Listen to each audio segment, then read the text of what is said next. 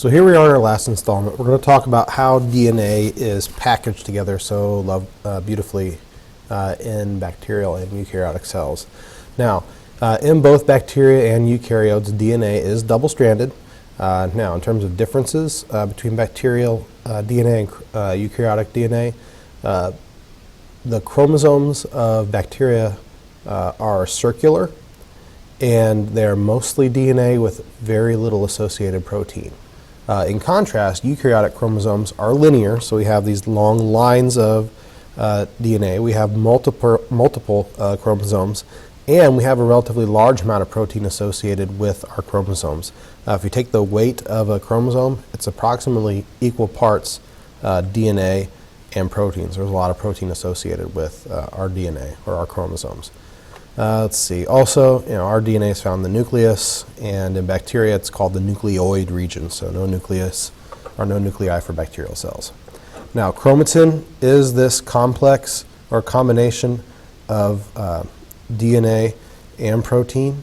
So if you just remember that when we talk about chromatin, we think of relaxed DNA. Wow, I promise that spells chromatin. When we think about chromatin, that relaxed DNA, again, it is DNA, but there are proteins that are associated with it, and that protein is referred to as histone. Now, in this image, we see here's the DNA double helix, and these are the histone proteins. I believe there are like 3 different types of histone that are present in our DNA. But what DNA does is initially loop around these clusters of histones, forming these little beads. So it looks like beads or pearls on a string. These beads are referred to as, my apologies. These beads are referred to as nucleosomes. So again, the DNA wraps around the histone proteins, forming these nucleosomes. Now, because of the interaction of these tails, and the DNA itself, these nucleosomes, or these little beads, start to fold back in on one another and form a thicker fiber. Now, don't worry about the diameters of the fibers in particular. Just realize that the histone and DNA loop back on themselves and form a thicker fiber, and then these fibers form these loops and whorls around this protein scaffolding. It's tough to identify there, but there's a protein around which the histones and DNA fibers fold. And then these scaffolded proteins, or these thicker fibers, actually fold in on themselves, and then we get to the more familiar structure of this replicated chromosome, in mitosis or meiosis. So again, sort of walk through it. DNA wraps around histones, forming these little beads or nucleosomes. Then they fold back in on themselves and form a thicker fiber. Those fibers loop around this protein scaffolding, and then the thicker fibers, the thick fibers, fold back in on themselves and form the chromosomes.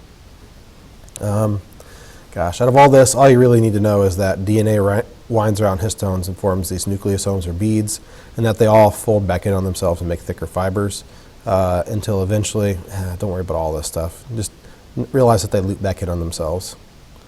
Now, what is more significant is the differences in this chromatin, or this DNA protein complex. Now, most of the chromatin is loosely packed. That means that it's relatively easy to separate the strands of the DNA, so you can access those bases, those A's, T's, C's, and G's, to be able to transcribe that information into RNA that can then be used to make protein. Now, euchromatin, U means true, or true chromatin, is loosely packed, and again, it's associated with parts of chromosomes that get transcribed and later translated into proteins. So again, euchromatin is associated with protein production, loosely packed. There are areas of the chromosome, though, where the chromatin is more condensed or more tightly packed. Those are in the areas of the centromere and telomeres. Those sections of the chromosome with the heterochromatin are more condensed and are therefore associated with no gene expression. Since they're more tightly wound, It's not as easy to get at those bases, those A's, T's, C's, and G's, so protein production is not as likely. Now, at this point, what I would encourage you to do is focus on the big ideas again from this unit.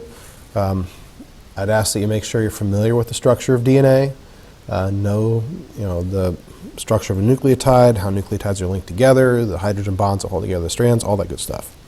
Also, please spend significant time making sure that you are comfortable with DNA replication. All the enzymes that are involved, the general process. Start with the big idea and then add in details. Look at the pictures. Once you get comfortable with what's happening in the pictures, then look at the terms. But be familiar with the events of replication. And finally, pay attention to DNA packaging, how errors are fixed, and the significance of telomeres. If you do have questions, please make sure to ask in class or email me or post questions to Facebook, and we can work through this. All right, well, good luck, ladies and gentlemen, and certainly I wish you a very happy Thanksgiving.